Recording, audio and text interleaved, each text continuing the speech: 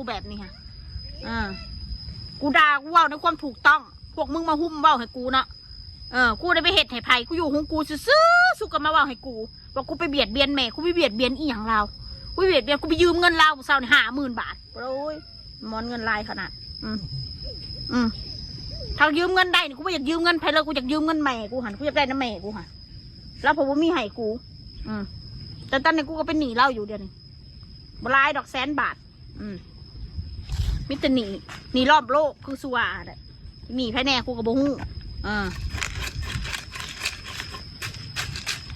ถ้ากูอยู่ของกูดีๆแล้วมาว่าให้กูแม่ลูกเขาสินั่งเล่นน้ำกันกับกินข้าวน้ำกันสิให้กูนั่งเบิ่งแม่กูกินนั่นบอกความคิดซูนะน่าสงส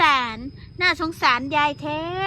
แก่ๆต้องมาหาเลี้ยงลูกเมื่อก่อนมันด่าแม่ด่าดูถูก10 ชาติที่แล้วเรื่องด่ากันนี่เรื่องด่ามันก็ต่างคนต่างด่าแล้ววะของมันสิตบมือข้างเดียวดังบ่คือซู้แหละถ้าบ่มาคอมเมนต์ด่ากูสิด่าสู้เป็นบ่กูสิว่าสิหัวปอดสู้เป็นบอกกูถามสู้แน่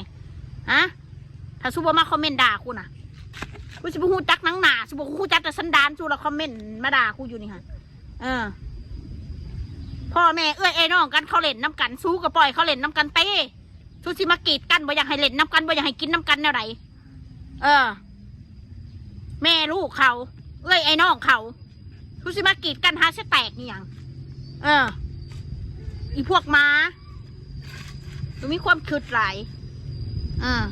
เห็นกูบ่มีมูลกับว่ากูบ่มีมูครบกับกูบ่อยากคบไปแล้วกูบ่คบม้าสีแม่ตอนทั้งนั้นแหละต่อไปนี่ค่ะบ่คบไปแล้วล่ะสู้จะคืดไม่ต้องมาถามแต่วันอันที่มาไปถ่ายก็พนันพวกนี้กูบ่ไปกูบ่อยากถ่ายพันทั้งสิ้นจำไว้เลยแบบนี้ไม่ต้องมาสอบไม่ต้องมาถามกูแล้วมันมีคนเขิบมันมีคนคบดีแล้วมีคนคบจะมีคนแดกของกูนะดีเลยแหละเงินกูจะสิได้เรือใส่หนีแน่กูเบื่อกับการเอาเปรียบมาโดนมากพ่อแล้วกับใครก็ได้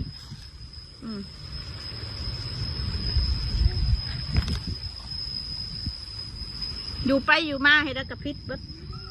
ไม่ยั้งค่ะเลยเด่นน้ำไผ่กับพิษแม้แต่เล่นน้ำพอน้ำแม่น้ำพีน้ำน่องกับพิษกูกินของคนนิดๆหน่อยๆว่าพอคนกินกูนี่ว่ากูเห็ดเอาหนาแบบนี้ถ้าคนกินของกูเนี่ยเอ้ยเห็ดเอาหนาอยากได้หมูเอาเงินซื้อหมูมาเล่นว่า